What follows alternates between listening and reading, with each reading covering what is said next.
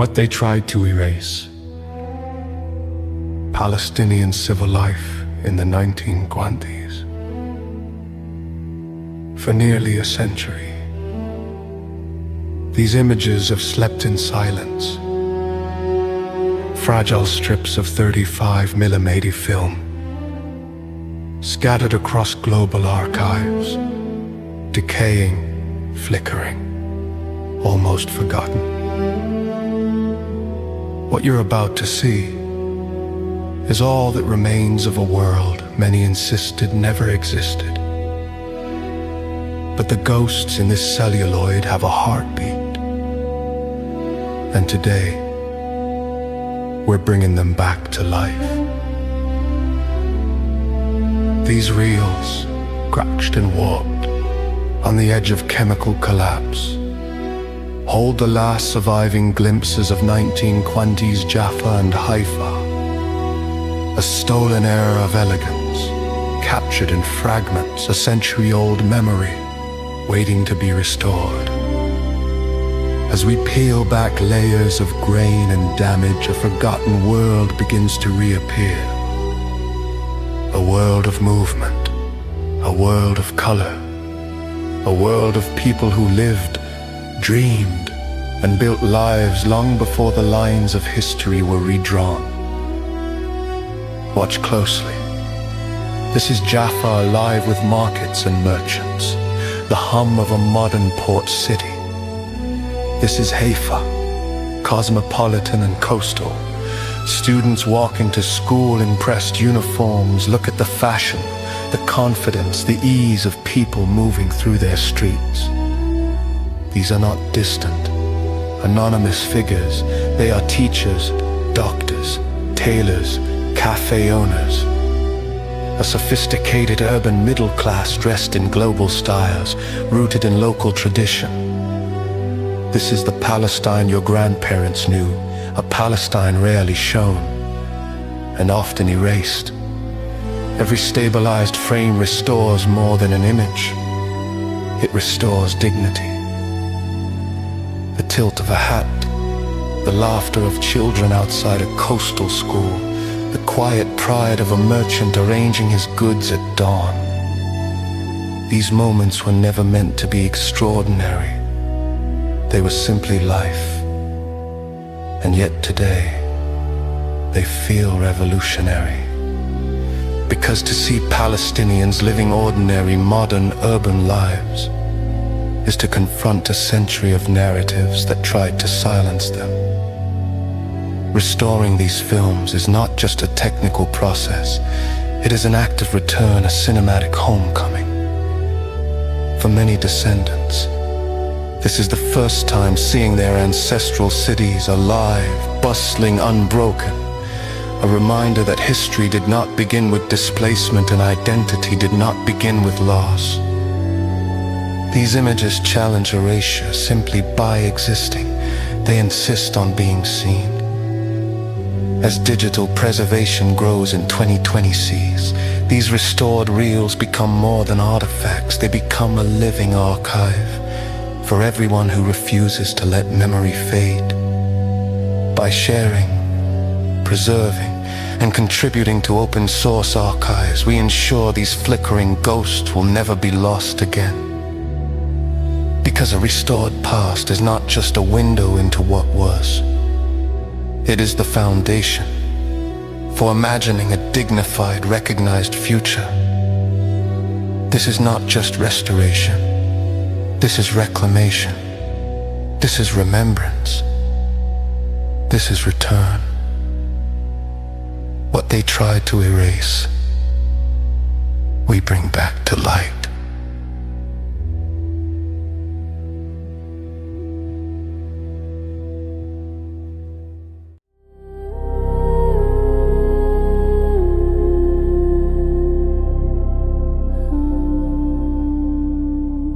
In a world where entire villages vanished from the map, where memories were the only surviving landmarks, a new generation is rising. Young illustrators, digital architects of the past, Artists rebuilding what was erased in 1948.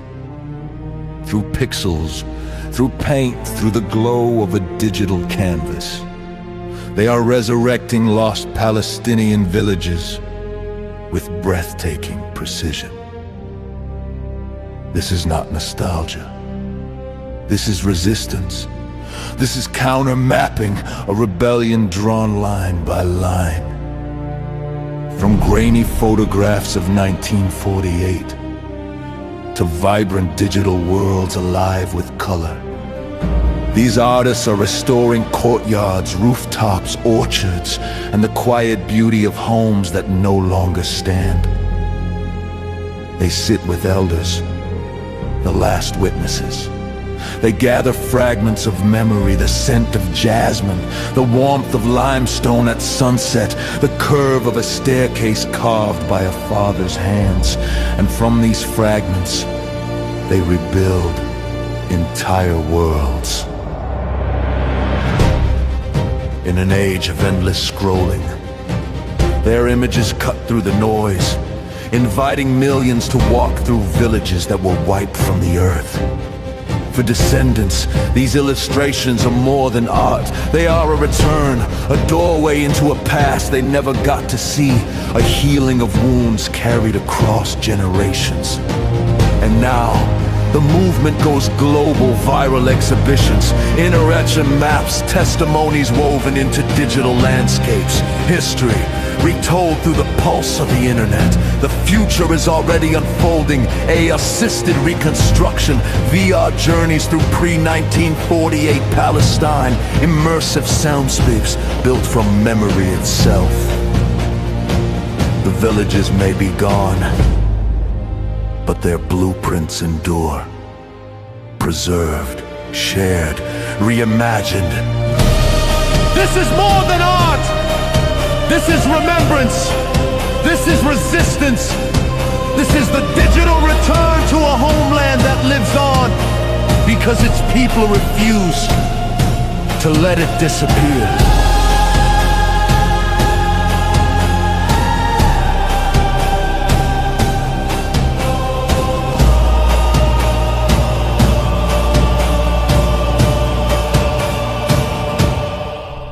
شمالي لاليا ويلي للدير شمالي لاليا ويلي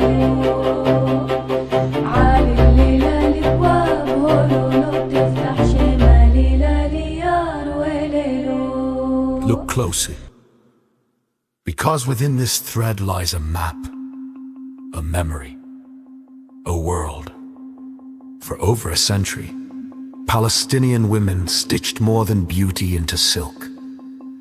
They encoded agricultural cycles, village boundaries, and ancestral land knowledge into geometric motifs passed from mother to daughter.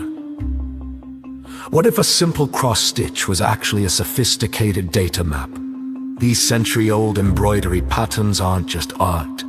They are a silent, geometric archive of land ownership. This is the strategic geometry of traditional Palestinian tatrees and the archive hidden in silk. These patterns were never random. Each village had its own visual dialect, a signature geometry that marked identity as clearly as a written name. In a world where women were often denied formal literacy, tatrees became a parallel archive, a living language stitched into cloth. Triangles, diamonds, cypress trees, stars. Every shape carried meaning, every repetition preserved memory. And as borders shifted, as villages were renamed or erased, the patterns remained, a quiet, resilient record of place. History is often written by the victors. But these village women developed a language they couldn't erase. By mapping the grids of tetries, we uncover a complex system of indigenous knowledge, a mathematical language encoded in silk. Color sequences marked seasonal cycles. Red for harvest, green for spring, black for winter soil. Motifs aligned with orchards, wells, and grazing roads. Visual mnemonics of land stewardship. Repeated grids functioned like proto-GI systems. A dress could tell you where a family lived. what they grew, and how they moved across the land. These were not just artisans, they were cartographers, historians, guardians of memory. A bride's dress was a biography, a stitched declaration of her village, her lineage, her land. In a time when official records were scarce or destroyed, Idreese became a county archive, a female-driven intellectual tradition that preserved what politics tried to erase. Even when villages disappeared from maps, they survived in thread. Look closer at this thread, because it holds the coordinates of a lost world. By decoding these patterns, we reconstruct boundaries, orchards, and pathways long buried under history. And the code survives, not in museums, but in living hands. Idreese is not nostalgia, it is continuity, a geometric language of sovereignty, carried across generations. These patterns are more than art, they are archives, they are maps, they are memory. And as long as the thread continues, the land continues.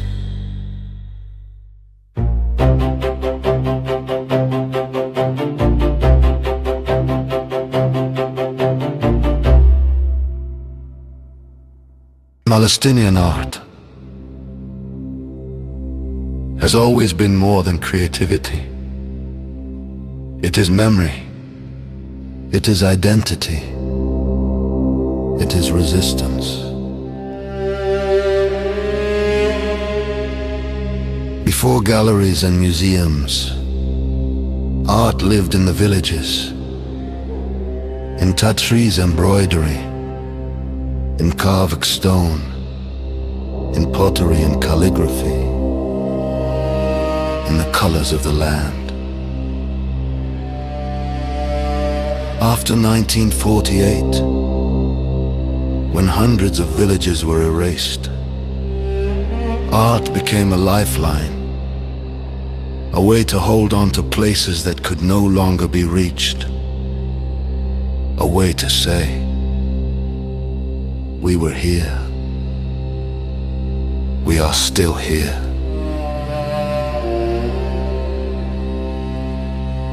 In the 70s and 80s, artists turned memory into defiance. Slyman Mansour painted the steadfastness of the land. Naji Al-Ali created Handala, the child who refuses to turn away. Across refugee camps and distant cities, artists rebuilt fragments of home. Their work connected generations, turning exile into a canvas of remembrance. Today, a new chapter unfolds. Digital artists reconstruct erased villages. Voices are archived. Memories become VR landscapes. For Palestinians, art is not just art. It is remembrance. It is resistance. It is a return to a homeland that lives on, because its people refuse to let it disappear.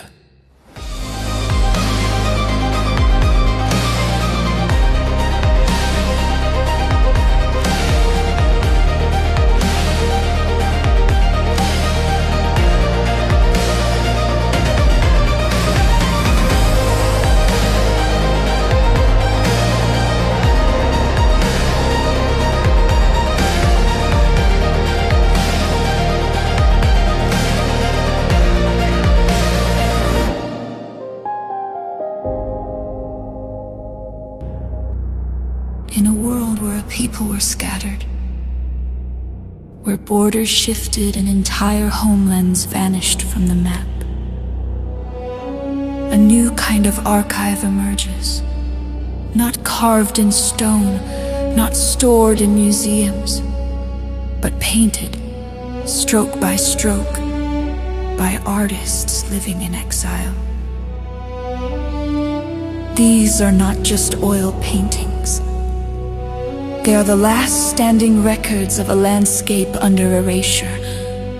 Brushstrokes turned into acts of defiance, color transformed into resistance, canvas becoming a battleground for memory itself.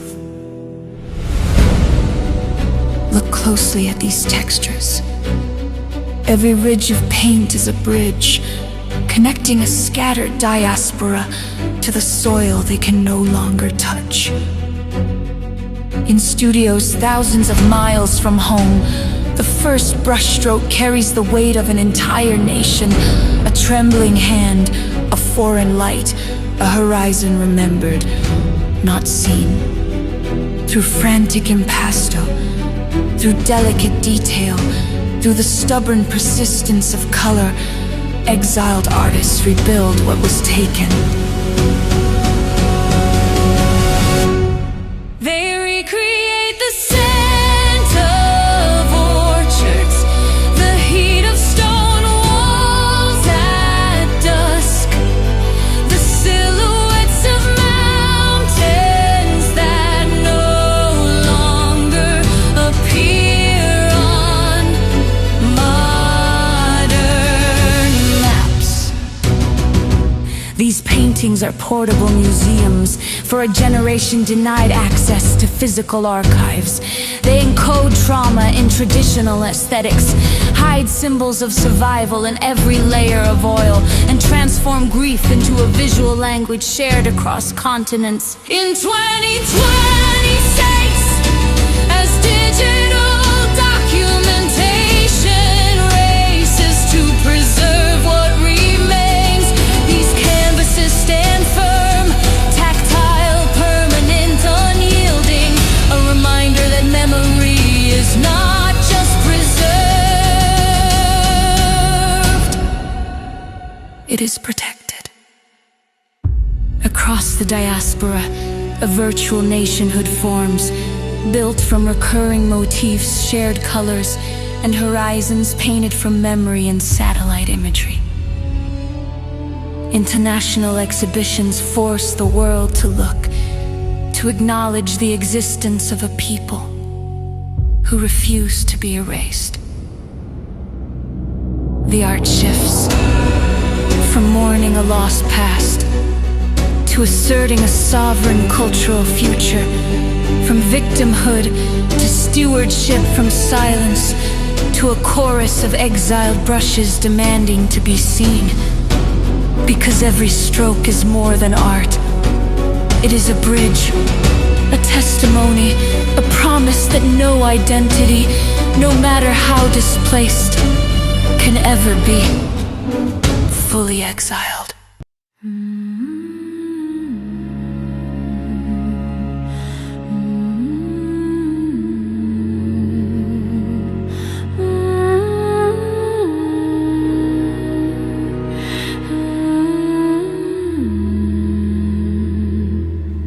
In every artwork you've witnessed, there lives a story, a memory carried through hands, through color, through courage.